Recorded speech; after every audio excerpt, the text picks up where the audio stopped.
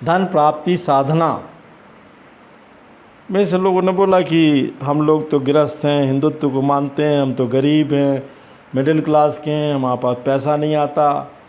तो ऐसा कुछ तो आप बताओ, एक मंत्र ही बता दो।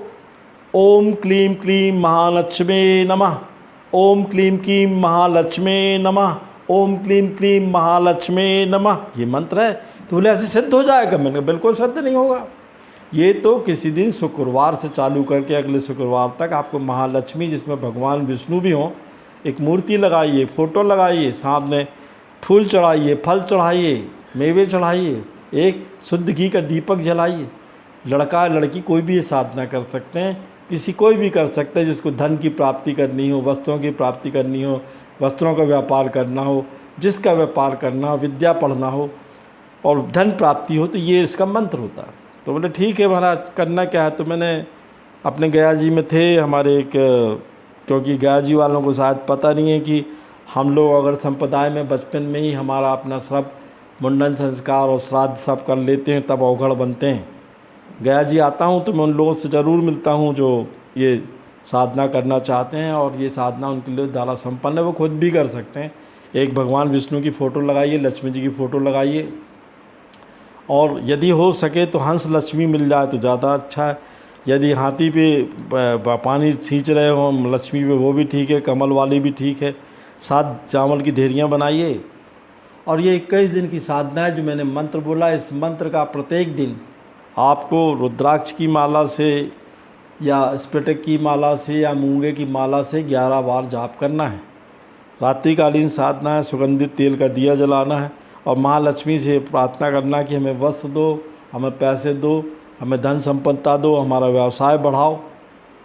अब वो बालक था, हमारे गया जी का था, क्योंकि हमारे महाराज भगवान श्री राम अवगढ़ को बहुत मानता था। अब मैं तो कई जगह रहता हूँ, आश्रमों में तो रहता नहीं हूँ, इसलिए साधना यहीं से बता दे रहा हूँ, हर एक स्त्री पुरुष कर सकते हैं। इस मंत्र का उसने जो हमने आपको पहले बताया है, प्रत्येक दिन 11,000 बार जाप किया। रात्रिकालीन थी, मैंने खुद साधना करवाई थी गया जी में उसको। तो उसको 21वें दिन की साधना में 18वें 19वें दिन से शंख की ध्वनि आती थी, माता जी के दर्शन होते थे। फिर 21वें दिन भगवती साक्षात खड़ी हुई महालक्ष्मी, बोली बेटा तेरे को क्या चाहिए? तो बोली माँ हम बहुत गरीब हैं, हम जिस काम को करते हैं हमारा काम नहीं चलता, खाने की व्यवस्थाएं नहीं होती।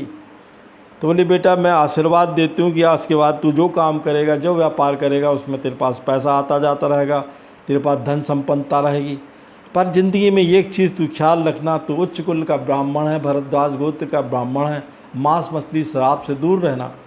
मैं तेरी किसी प्रकार से हर क्षेत्र में, ये जो नारियल रखा है उस पर उनने हाथ रखा, इसमें एक धागा बांध के, सूत बांध के अपने व्यापार में रखना। एक छोटे से गणपति लक्ष्मी जो रहते पारत के रखना, मैं तेरे यहाँ वास करूँगी। देखिए श्रीमान जी, उसने छोटे से कपड़े का व्यापार चालू किया, फिर उसने एक पेट्रोल पंप का व्यापार चालू किया, फिर देश विदेश में उसके पेट्रोल पंप खुल गए, देश विदेश में खूब पैसा आया, खूब पैसा कमाया, पत्नी आई, बच्चे आए। पर भाग्य दुर्भाग्य देखिए कि वो जिस महालक्ष्मी साधना से बहुत आगे बढ़ा, उसने बोला था कि पराई स्त्री माँ बहन के रूप में होती, 2 स्त्री मत रखना। अब उसका तो अटूट विश्वास था महालक्ष्मी पर, धंधा बैठ गया, पहली पत्नी से बच्चे हो गए, खूब पैसा भी कमाया। फिर पता नहीं उसको 45-50 साल की उम्र में दूसरी पत्नी रखने का क्या शौक़ हो गया। वहाँ से उसका उत्थान था जो पतन की ओर चालू गया। उसने 2 शादी कर ली, उससे ही बच्चे हुए। फिर धीरे धीरे उसका व्यापार गिरता गया और जिस स्थिति में वो पहला था, पहली पत्नी के बच्चे तो संपन्न रहे, उससे अलग हो गए, और ये जो दूसरी शादी किया तो उसकी स्थिति खराब हो गई।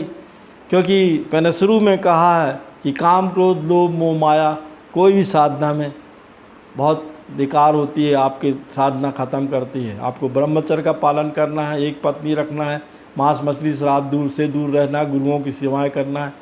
अब फिर क्या था, उसने नहीं माना था मेरी बात, फिर उसके सब धंधे बंद हो गए, संपन्नता ख़त्म हो गई, और आज मैंने देखा कहीं पे भीख मांग रहा है। जय श्री राम।